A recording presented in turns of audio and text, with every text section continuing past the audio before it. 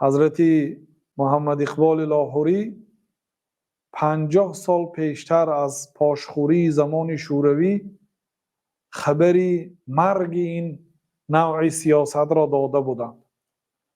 حضرت میگن همچنین دیدیم که در دوری فرنگ بندگی با خواجگی آمد به جنگ. بندگی یعنی عبادت و دینداری، خواجگی یعنی پولداری و کاری دنیای و کشاورزی و تجارت و دیگر، اینا به همدیگر به جنگ آمدند. روس را قلب و جگر گردیده خون، از ضمیرش حرف لا آمد برون. از ضمیرش یعنی از قلبش حرف لا بیرون آمد. لا نیست، نیست خدا، نیست دین، نیست با شریعت، نیست با کلیسا میگفتن. از ضمیرش حرف لا آمد برون، آن نظام کهنه را برهم زده است. تیزنیش بر رگ عالم زده است.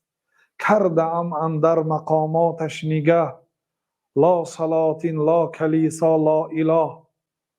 به سیاستی زمان شوروی نظر کردم، دیدم که خلاصه این نوع سیاست لا سلاطین لا کلیسا، اونو فقط با مسجد جنگ نمیکرد، اونو با کلیسا هم جنگ میکردن، با هر یک نوع دینداری آنها جنگ اعلان کرده بودن. لا سلاطین لا کلیسا لا اله، نیست خدا میگفتن، خدا نیست. فکر او در تندبادی لا بیماند، مرکبی خود را سوی الا نراند.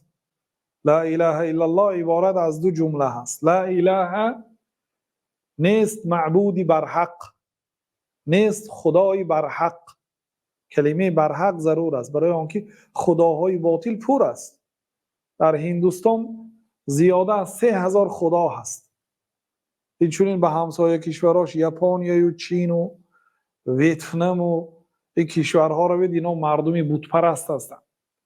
اینچنین در دیگر کشورها مردم یا پول را پرستش میکنن، پول برایشان خدا هست، به خاطر پول همه کارا میکنن.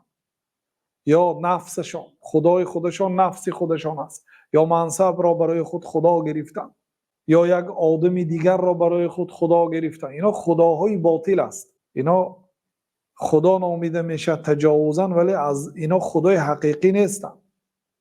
اینا برای قرآن اینها آلیه خداها گفته است. لا اله نیست خدای بر حق الا الله، غیر الله تعالی که او الهی حقیقی هست، پروردگار حق است، سزاوار است که پرستش کرده شود و یگانه اعتقاد کرده یگانه پرستش کرده شود. میگن که فکر او یعنی زمان شوروی در تندبادی لا بیماند، همیشه لا گفته میگشت، نیست خدا، نیست مسجد، نیست دین.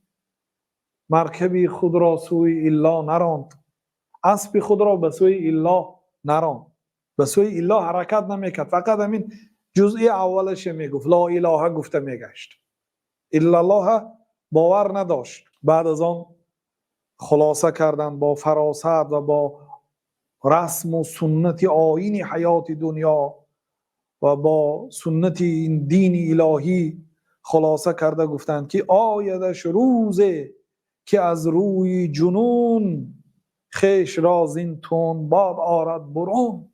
یه روزه میبیاد که از این تندباد خودش بیرون میکنه. واقعا 50 سال پیش گفته بودن.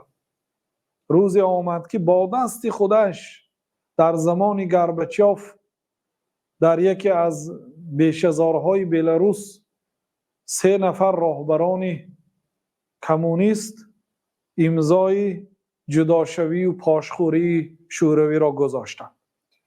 آیدش روزی که از روی جنون خیش را زین تندباد آرد برون. در مقامی لا نیاساید حیات، سوی الا میخرامد کائنات.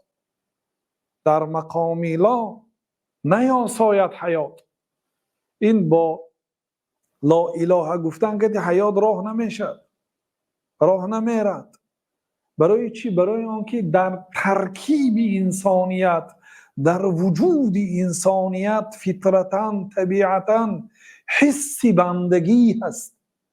این بنده در قرارت قلبش، خیلی که الله تعالی از فرعونی که دعوای الوهیت کرده بود، او در قرارت قلبش میدونست که موسی حق است و الله تعالی الهی حقیقی هست. این بنده ها در قرارت قلبش مجبول هست، یعنی طبیعی در وجودش حسی بندگی هست و حسی بندگی وادار میکند که توجه به سوی خالقش کند.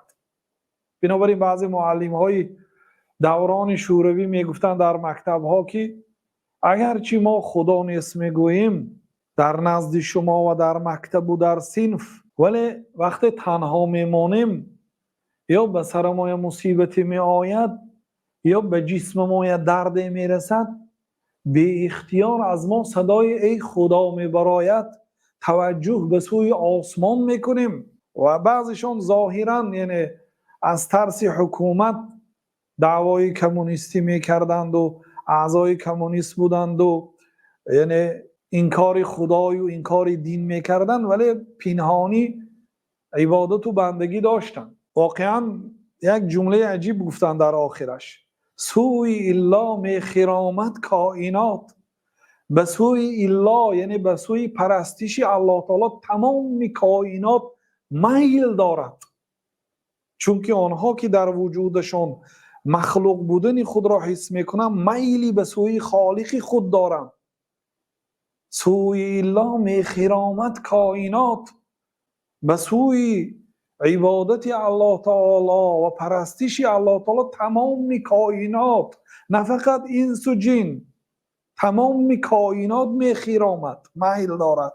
الله تعالی در سوره حج میگه که الم تر ان الله یسجد له من فی السماوات و من فی الارض. تو مگر نمیبینی که به پیامبر صلی الله علیه و سلم الله تعالی میگه به الله تعالی تمام آنهایی که در آسمان ها هستند سجده میکنند و تمام آنهایی که در زمین هستند سجده میکنند. بعد مثال آورد: و الشمس و القمر و النجوم. اینا آنهایی که مثال از آنهایی که در آسمان هستند. آفتاب، ماهتاب، ستاره ها به الله تعالی سجده میکنند. و الجبال، اینش آن چیزی که در زمین است. و شجر، درخت ها. و الدواب، چارپاها. و کثیر من الناس، و بسیاری از آدم ها، همه آدم ها نه، بسیاری از آدم ها به الله تعالی سجده میکنند. و کثیر حق علیه العذاب، و به بسیاری دیگرش که سجده نمیکنند به آنها عذاب الله تعالی میفراید. آنها مستحق عذاب الله تعالی هستند. و من یهین الله فما له من مکرم. کسی را که الله تعالی خوار کرده است او را اکرام کننده نیست. ان الله یفعل ما یشاء. الله تعالی هر چیزی که خواست میکند. این آیت دلالت میکند که کائنات به سوی الله تعالی میل دارد.